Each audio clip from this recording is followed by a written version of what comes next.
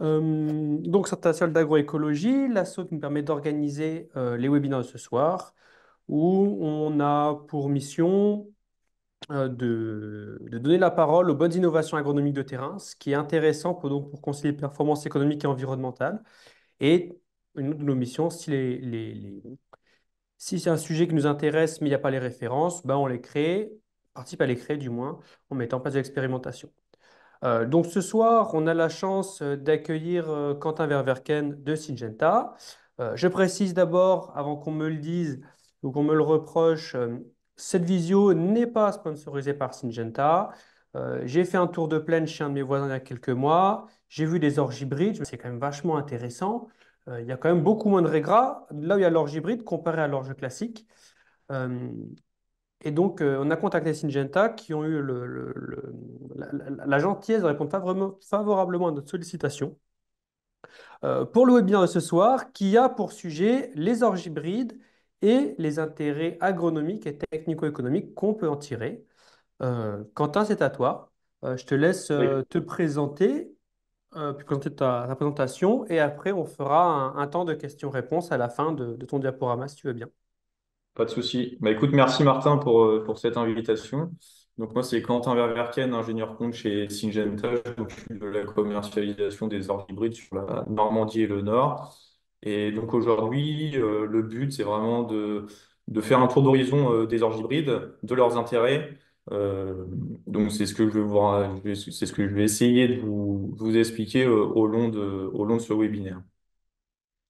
Donc pour nous, les orges hybrides chez Syngenta, c'est important. Nous, on a un nom de marque qui est Ivido. Et les Ivido, en fait, c'est plus qu'un concept, ça devient des solutions sur les difficultés climatiques, sur les difficultés des herbages, sur la régularité de rendement, etc.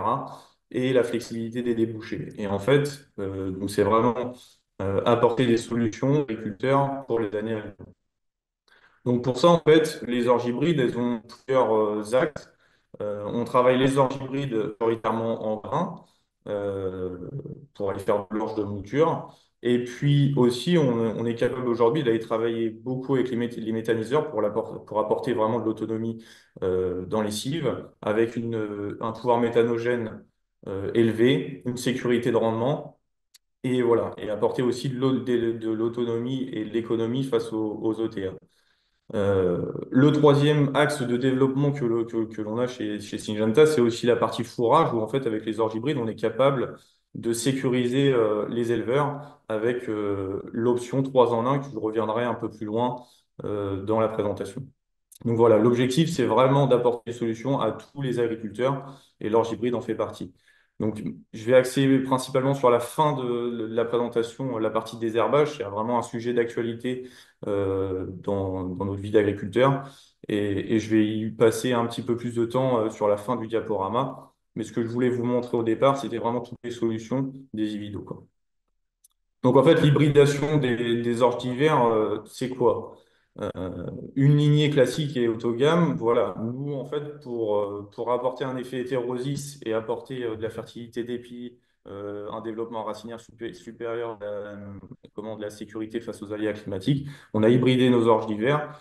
Donc par quelle méthode? On a un porte-graines, donc lui qui est femelle, où les anthères sont atrophiées et il ne diffuse pas du tout de pollen. Et à côté, donc on mélange avec un pollinisateur qui, lui, a des anthères qui sont très développées et qui a un gène de restauration pour permettre la fertilité de l'orge derrière. Donc les deux croisés permettent d'avoir les hybridos que vous connaissez aujourd'hui sur le marché. L'hybridation, elle nous permet quoi? Les caractéristiques hétérosies des céréales, des orges hybrides, ça nous permet d'avoir une fertilité d'épis supérieure, une biomasse supérieure, un pouvoir racinaire qui est bien supérieur, hein, qui nous permet aussi d'aller nous adapter dans tout ce qui est sol en stress hydrique ou en excès d'eau, d'avoir une meilleure efficience à l'azote, d'avoir un carbone qui est mieux fixé, d'avoir un désherbage naturel, plus de paille, enfin tous les leviers en fait qui nous permettent d'optimiser et de sécuriser les exploitations. Ce que je voulais vous présenter aujourd'hui, c'est les enjeux pour demain avec les e-vidéos. C'est quoi? C'est sécuriser et accroître la récolte pour un agriculteur. C'est optimiser la protection phytosanitaire et c'est trouver des solutions alternatives au désherbage des graminées qui sont nos problématiques majeures aujourd'hui. Sur la sécurité, en fait, les orges hybrides, elles apportent de la sécurité. Pourquoi? Parce elles ont toutes ces effets hétérosys et en fait, elles nous permettent année après année de nous classer très bien dans les résultats de rendement chez Arvalis, par exemple. Hein. Pour exemple, c'est la dernière publication d'Arvalis sur cette année. On voit très bien que les orges hybrides, elles sont en haut et l'année dernière, c'était la même chose. On voit aussi que l'écart type est plutôt assez faible et ce qui nous permet d'avoir une régularité dans toutes les situations. Et je voulais insister vraiment sur la rusticité parce on a vécu une année quand même plutôt assez humide et surtout sur le nord de la France et généralement aussi. Mais sur le nord de la France, les parcelles, elles étaient plutôt inondées en hiver. Et les orges hybrides, elles ont vraiment réussi à sortir leur épingle du jeu au printemps en détoxifiant vraiment ces eaux et en apportant de la régularité et la régularité dans le rendement.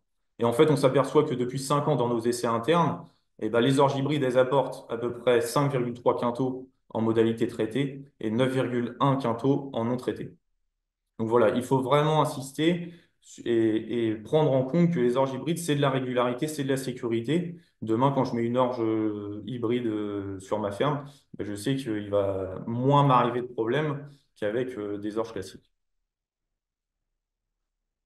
Là, sur le rendement pluriannuel, donc ça, c'est vraiment il y a 33 lieux ici.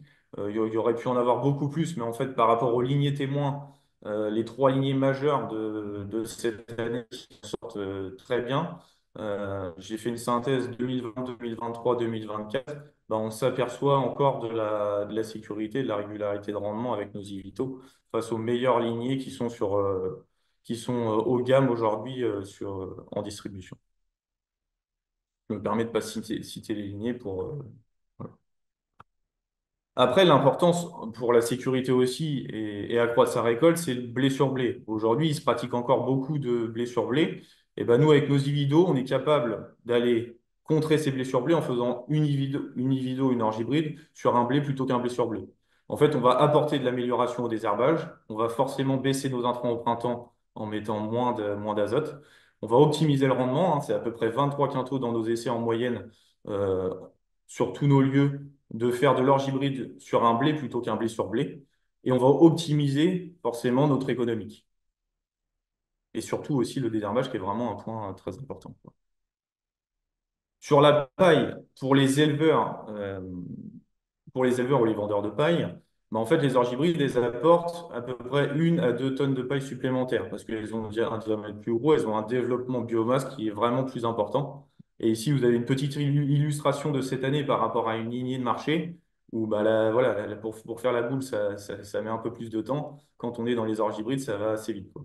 Donc vraiment, c'est apporter de l'autonomie fourragère pour les agriculteurs. On sait que l'année dernière, il y a eu moins d'emblavement de céréales. Bah, tout de suite, les prix de paille, ils augmentent. Bah, quand vous mettez de l'orge hybride, vous avez forcément un peu plus de paille chez vous qui va arriver. Et après, ce qu'on travaille beaucoup, donc c'est ce que je vous disais tout à l'heure, c'est l'option 3 en 1. Donc chez les éleveurs, on sait travailler ou en méthanisation, on sait travailler l'orge hybride sous forme de fourrage. En fait, qu'est-ce qui se passe? C'est demain, un agriculteur sorti d'hiver, il a implanté de l'orge hybride à l'automne, il sait au printemps, il va pouvoir avoir de la flexibilité. Soit il va directement aller au grain parce qu'il ne va pas avoir un besoin fort en fourrage, soit voilà, ses stocks sorties d'hiver sont faibles, il est capable d'aller ensiler son orge hybride. Donc on ensile en général entre 1 et 3 nœuds, donc ce qui fait à peu près entre le 5 avril et le 30 avril.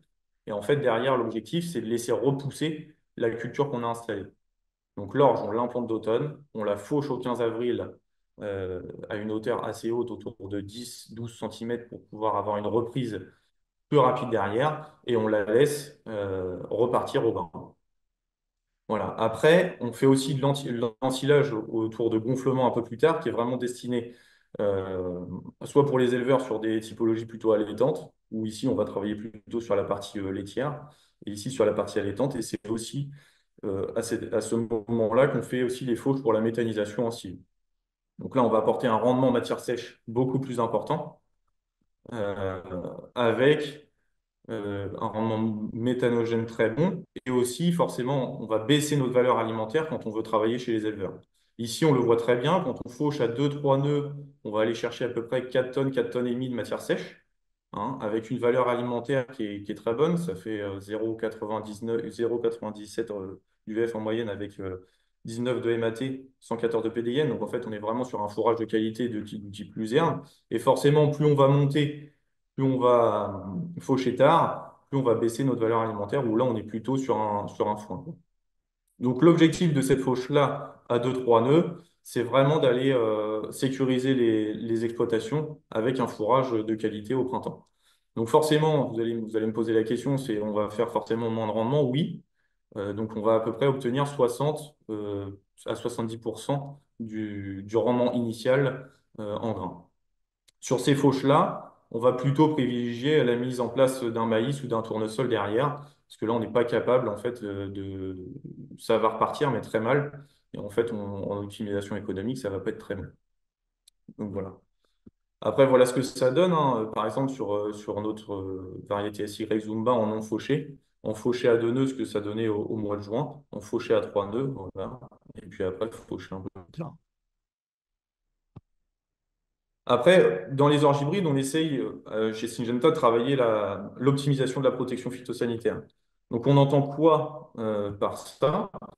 C'est aujourd'hui, donc notre concept de marque, c'est Ivido, et demain, on arrive avec Ivido Neo. Donc, on a lancé notre première variété cette année, SY Zumba. Donc, qu'est-ce que Ivido Neo nous apporte? Aujourd'hui, toutes les variétés orge hybrides du marché n'étaient pas tolérantes JNO.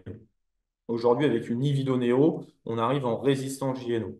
Donc, comparé à ce que vous trouvez aujourd'hui sur le marché des orges JNO qui ont cette tolérance, la tolérance à la jaunisse, on a vraiment le gène de tolérance, mais pas de résistance. Donc, on est tolérant à une certaine charge de virus et on n'a pas de tolérance à la cicadelle. Nous, on arrive avec Ivido on a réussi à introduire un nouveau gène de résistance où on va vraiment être résistant aux 3 virus du puceron et apporter une grosse tolérance à la cicadelle. Donc potentiellement demain, on pourra faire l'impasse sur la GNO avec des variétés de ce type. On sait très bien que des fois en vallée ou dans les régions centre-ouest, c'est moins évident de contrôler le puceron. Mais avec une variété comme Ividoneo, avec les variétés de la gamme Ividoneo, demain, ça sera possible. Après, sur la sécurité face aux maladies. En fait, chez Syngenta, on essaie vraiment d'optimiser la maladie, hein. L'effet hétérosis nous le permet. On essaie d'aller chercher vraiment les gènes les meilleurs sur les maladies des orges, principalement sur la rhinco, les mentaux et la rouinaine. Et on s'aperçoit qu'en fait, on a une très très bonne tolérance aux maladies de début de cycle. Ce qui nous permet quoi? C'est d'apporter aussi la flexibilité aux agriculteurs. On sait que des fois, le premier fongicide, on n'est pas toujours capable de le faire en temps et en heure. Et ben, avec les orges hybrides, vous apportez cette sécurité et ça vous permet de décaler ou voilà, d'apporter de la flexibilité sur votre premier fongicide. Et de la sécurité aussi face tout au long du cycle au printemps. Là, c'est ce que ça donnait voilà, à Beauvais le 30 mai avec une banque par exemple, au milieu qui est une variété Ivido face à des témoins de marché. Et après, sur la partie désherbage, c'est là où on va travailler le dossier un peu plus dans le détail. C'est que nous, aujourd'hui, avec les Ivido, on veut vraiment aider les agriculteurs à désherber de façon mieux ou à contrôler leurs adventices d'une façon meilleure. Et pourquoi une orge hybride, ça désherbe? Ça s'installe très bien à l'automne. C'est une détoxification face au phyto qui est plutôt excellente. Et en fait, au printemps, les orges hybrides, elles vont tellement aller en sortie d'hiver. On le voit ici, par exemple, au 29 mars, quand on fait les couvertures au sol, et ben vous apercevez que sur une banque Cook, on va être à 91% de couverture, donc ce qui est très bien. On voit vraiment plus beaucoup de lumière au sol. Et par contre, quand on regarde les témoins lignés qui n'ont pas cette capacité hétérosis et de créer de la biomasse en sortie d'hiver, ben on voit qu'on a une couverture qui est beaucoup moins bonne. Donc en fait, ça entraîne des relevés au printemps. Parce on sait toujours durant l'hiver, on est capable de maîtriser nos graminées. Mais par contre, au printemps, c'est là où on a le souci. On a beaucoup de mal à les contrôler. Et ben, les orges hybrides, elles vous apportent une solution au printemps sur les rôles. Et en fait, on s'aperçoit ici, vous avez les épis de raies gras au mètre carré sur des lignées de rang, des lignées 6 rangs et des orges hybrides. Et ben, on s'aperçoit quoi? Ben, en fait, sur les lignées de rang, comme la lumière est capable de passer facilement on va avoir forcément plus d'épis de raie gras au mètre carré en sortie d'hiver. Sur une lignée 6 rangs, on va baisser parce on va bloquer la lumière. Et dès qu'on arrive dans les hybrides, on va contrôler 66 à 90% des relevés. Après, la densité de semis joue un rôle important. En moyenne, dans les orges hybrides, on sème autour de 175 grammes au mètre carré, ce qui fait à peu près 3 doses et demie. C'est très bien. Si demain on va aller faire du désherbage et optimiser notre désherbage, bah, c'est d'avoir un levier supplémentaire qui est la densité de semis, où là on va monter plutôt à 200 grains pour aller contrôler des situations où les graminées sont en nombre important, quoi. Derrière, la même chose sur Vulpin. Ici, vous apercevez, donc ici, on a des plots orge hybrides et on a des plots blé de printemps.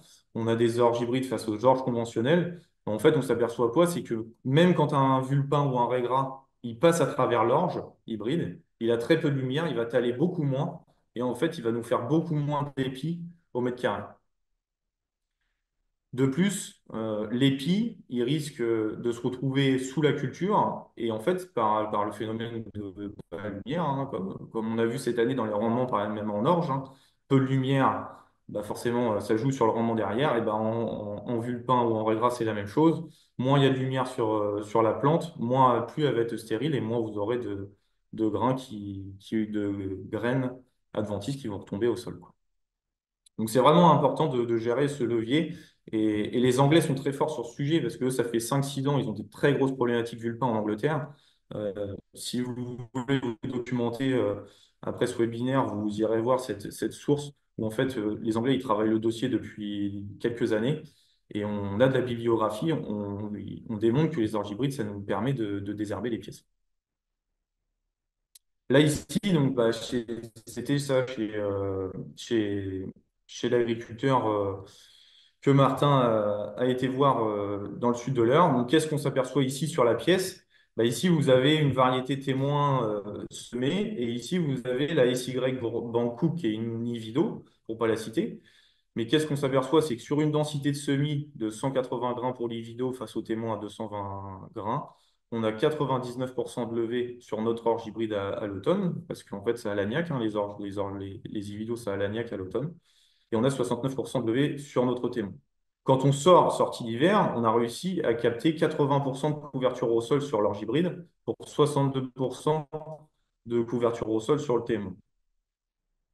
On a un nombre d'épis d'orge au mètre carré qui est supérieur avec les vidos et un peu moins avec le témoin. Et en fait, ce qui est vraiment intéressant de voir, bah, c'est le nombre d'épis de raignard au mètre carré entre ces deux pièces-là qui ont été conduites de la même façon à l'automne, mais où vraiment l'impact de la variété et des orges hybrides ont apporté leurs fruits, c'est qu'on se retrouve avec 8,6 épis de raignard au mètre carré dans notre orge hybride pour 130 épis de raignard dans la variété témoin. Visuel qui a été vraiment impressionnant cette année chez l'agriculteur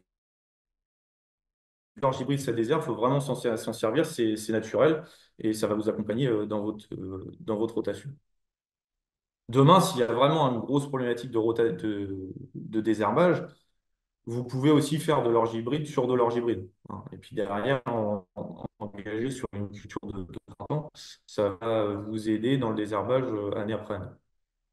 Ici, on a le même constat. Donc, chez des agriculteurs sur 10 lieux, on a réalisé une vingtaine de prélèvements en Hauts-de-France-Normandie. On s'aperçoit qu'on a toujours ce nombre d'épis au mètre carré des ividos supérieurs, avec un talage supérieur des orges hybrides par rapport aux lignées. Et en fait, on s'aperçoit à épiaison de la même chose, c'est qu'on a réussi à les contrôler 59% des relevés au printemps. Donc de 5 épis de raignard, de graminées, pardon, c'est raignard et vulpin confondus, on est passé à 23 dans les vides. Donc certes, on ne descend pas à zéro, mais on accompagne dans le désherbage par la suite. Après, ici, c'est la même chose encore, hein, pour vous illustrer, hein, le désherbage, c'est un sujet important. Donc, on travaille beaucoup de pièces sur cette thématique-là. Bah, ici, sur le témoin, on a 7 talents en moyenne dans nos raignards. On en avait 4 dans la banque. Ce qui faisait qu'en fait, le témoin, bah, on tournait autour de 217 épis de raignards au mètre carré en moyenne, pour 64 dans notre variété Ivy, au 29 mai. Donc, vraiment, on a un désherbage naturel qui est important. Et pour finir sur ce sujet, donc, les apports d'azote jouent aussi un rôle important dans la gestion des gramiers. Dans le cadre de nous, des microparcelles, hein, on travaille vraiment en microparcelles sur ce sujet, la modulation de l'azote joue un rôle important. Vous apercevez qu'en fait, quand on démarre, par exemple, si on met, c'est du théorique parce qu'on n'a pas le droit réglementairement de le faire, mais si on met 100% de notre dose, ça c'est des pourcentages, si on met 100% de notre dose au départ, bah oui, on va aller très bien désherber. Par contre, techniquement, pour aller faire du rendement, c'est pas l'optimum. Si on démarre trop tard et qu'on fait c'est pas, on met rien, on commence à un nœud et on complète à deux nœuds, et ben là, on va augmenter notre nombre de vulpins ou de raies gras. Pourquoi? Parce qu'en fait, bah, l'orge, on ne l'aura pas fait décoller et les vulpins et les raies gras vont prendre la place. Vraiment, l'optimum, c'est d'aller chercher une modulation 30, 50, 20. Ça, c'est vraiment l'optimum, hein, de le faire en trois passages pour aller chercher du rendement supplémentaire. Mais c'est de commencer de bonne heure. L'orge hybride, ça aime bien quand on commence à la fertiliser de bonne heure. Un fin de talage, 15 cm, et derrière, on complète à deux. Ça, c'est vraiment l'optimum pour aller gérer de la graminée et en même temps apporter de la performance en rendement. Donc voilà, ça a été assez vite dans le déroulé du diaporama, mais je voulais vraiment vous montrer les axes sur lesquels on travaille avec nos orges hybrides. Si vous avez des questions, vous n'hésitez pas, on est là pour vraiment échanger sur le sujet, quoi. Super, merci beaucoup. J'ai une première question pour toi. Euh, ces orges hybrides qui sont plus résistantes, est-ce qu'elles tolèrent mieux ou moins bien les phytotoxicités d'automne, notamment à l'automne dernier où on a eu beaucoup d'eau? Est-ce que ça encaisse mieux si on charge un peu en désherbant Alors, racinaire? alors oui, attention. Alors attention c'est la question justement sur laquelle je voulais pas, j'aurais pu l'aborder, hein, pendant le diaporama. Après, c'est plus sélectif par rapport à certaines lignées, ça l'est autant par rapport à d'autres lignées. Attention, parce que la sélectivité, c'est pas parce qu'on va exploser, enfin, on va exploser nos doses de produits à l'automne que l'orge va résister. Non. Toute chose est égale par ailleurs. Oui, elles ont une capacité de détoxification plus importante et d'installation plus facile, mais attention à la sélectivité, c'est toujours un grand mot. Demain, ça peut aussi être un danger quand on parle de ça. Donc bien raisonner forcément par rapport à la climato, ces apports de phyto, de désherbage.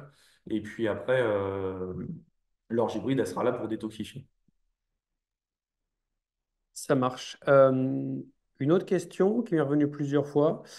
Euh, de la même manière que pour un colza hybride, on est d'accord que si on ressème une orge hybride, on perd l'effet hétérosis. Tout On le à perd fait. En partiellement. fait, demain, vous pouvez semer une orge hybride, hein, il y aura de la fertilité, mais après, vous allez dégrader forcément, vous allez retrouver des parents, vous allez retrouver des hybrides. Enfin, vous allez être, ça va avoir complètement changé, quoi. On n'aura plus fixé la variété.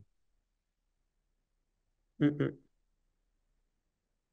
Alors, une question qu'on me pose, donc c'est Valentin qui nous pose la question. Il y a plusieurs questions, Valentin. Il me dit, pour l'effet étouffant sur Régra, quelle est la lignée comparée?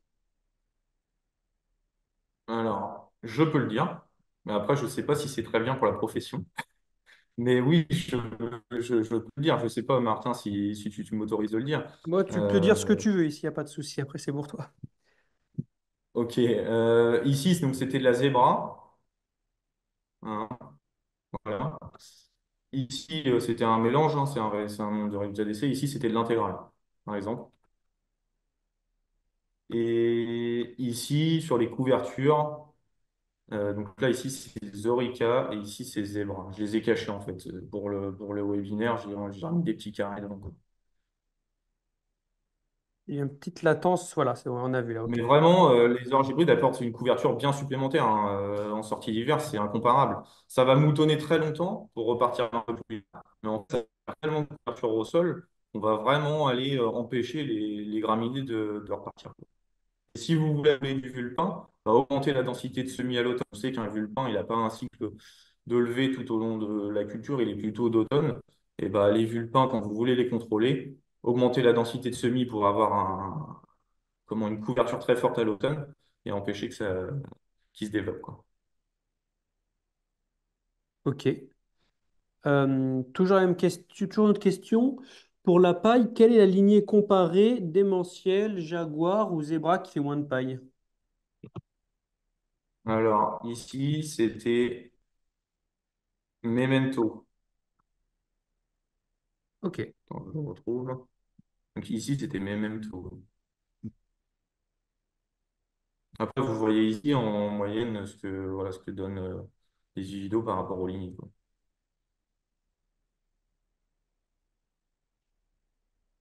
ok, ok, ok. Euh, Autre question, on nous dit, alors sur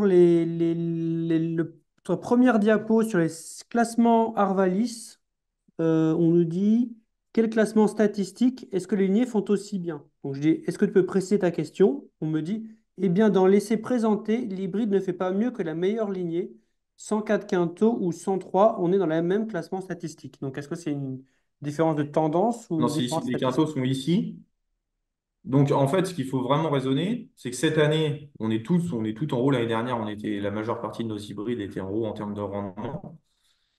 Cette année, le rendement s'est un peu plus gommé hein, sur la moyenne. Hein, c'est ce que je vous disais tout à l'heure. En moyenne, c'est sur 5 ans, c'est 5,3 quintaux en traité.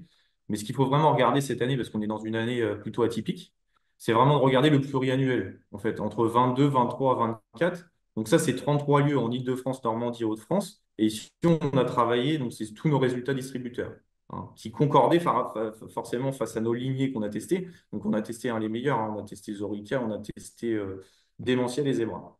Donc ça, c'est les trois lignées qui ont été testées ici. Et ici, vous avez vraiment le gap de rendement entre les lignées et les individuaux sur le pluriannuel. Et oui, cette année, ça s'est un peu plus gommé, quoi. Après, c'est vraiment apporter cette sécurité pluriannuelle, c'est que quand on sème des individuaux, ben, on sait qu'on ne sera jamais dans le fin fond du... Voilà, des fois, on sait qu'il y a une innovation qui va sortir en lignée, bah, elle va être très très bonne une année, mais en fait, la régularité pluriannuelle, elle ne sera pas là. Mais les orges hybrides apportent cette régularité pluriannuelle, quoi. Ok. Et est-ce que dans des contextes où on n'a pas trop de salissement graminé, on pourrait imaginer, dans des contextes aussi où on arrive à bien semer l'orge à très bonnes conditions, baisser fortement le nombre de grains au mètre carré, mettons descendre je ne sais pas moi, par exemple 120 grains, pour pouvoir avoir que des plantes très bien semées, en très bonne santé, ça s'aère mieux, et on a moins de matière végétative inutile à nourrir d'un point de vue azote, et donc faire Tout à des fait. itinéraires techniques bas niveau d'intrants d'azote, quoi. Tout à fait. Oui, c'est possible. C'est possible. Hein, ça a été testé il y a plusieurs années. Maintenant, on est plutôt sur des densités qui augmentent face au désherbage. Mais dans les meilleures terres de ce qu'on connaît, oui, on est capable d'aller baisser des densités à 3 doses hectares pour obtenir un rendement similaire. Oui, tout à fait. Il n'y a aucun souci. Ok, ok, très intéressant. Alors je regarde Mais s'il y a... vraiment, Vas-y, vas-y. en fait, je voulais vraiment insister sur le fait que aujourd'hui, l'une des stratégies chez nous, c'est vraiment de travailler sur l'accompagnement au désherbage, quoi. Oui, on en fait en grains énormément, mais demain, pour vous accompagner sur le désherbage, utiliser les orges hybrides, ça va vous apporter énormément de solutions, quoi. Et peut-être une question un peu hors sujet, mais est-ce que cette puissance que vous retrouvez en termes de biomasse en sortie hiver, en termes de couverture de l'hybride dans Norge, est-ce que c'est des tendances que vous retrouvez ou que vous cherchez à retrouver sur vos autres gammes d'hybrides, sur les autres espèces que vous proposez? Je ne sais pas si je crois que vous Alors nous, avez... on travaille Oui, les orges hybrides, les maïs et les tournesols.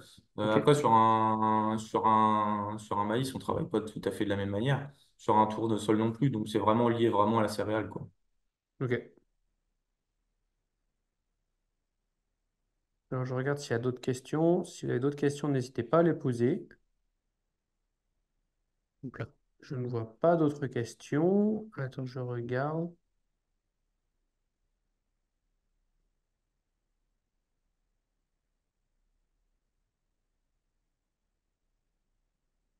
Ok. Non, bah, à ce stade-là, je n'ai pas d'autres questions à te poser. Si tu as un, un complément ou un mot de la fin.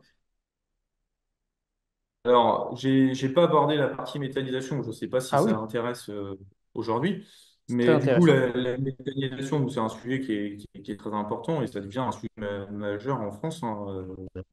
Ça se fait de plus en plus. On utilise vraiment les orges hybrides comme une cible, donc implantée d'automne, récoltée au printemps, et derrière, on va aller faire une culture à but industriel, enfin pas industriel, mais de récolte. Et la méthanisation, ça joue un rôle important pour nous. C'est qu'en fait, on veut vraiment apporter de la sécurité aux agriculteurs sur la biomasse. Et les orges hybrides sont beaucoup plus méthanogènes que ce qu'on peut connaître aujourd'hui et ce qui se pratique beaucoup chez les méthaniseurs aujourd'hui. C'est aussi apporter de la performance en termes économie d'ETA parce que bah, quand vous implantez une orge hybride, derrière, vous allez aller plus vite à ensiler, vous allez avoir une qualité de récolte qui va être meilleure. Derrière, l'implantation de la culture se fera de façon plus facile et vous n'avez pas de phénomène d'allélopathie qu'on peut connaître sur d'autres espèces, quoi. C'est vraiment, l'orge hybride, ça optimise vraiment, parce qu'on sait que les méthaniseurs, la première charge qu'ils ont, c'est les charges de TA. Et ben, les orges hybrides, elles sont vraiment là pour baisser ces charges et apporter la sécurité face à l'averse, etc., la tolérance aux maladies, la sécurité biomasse, tout ça.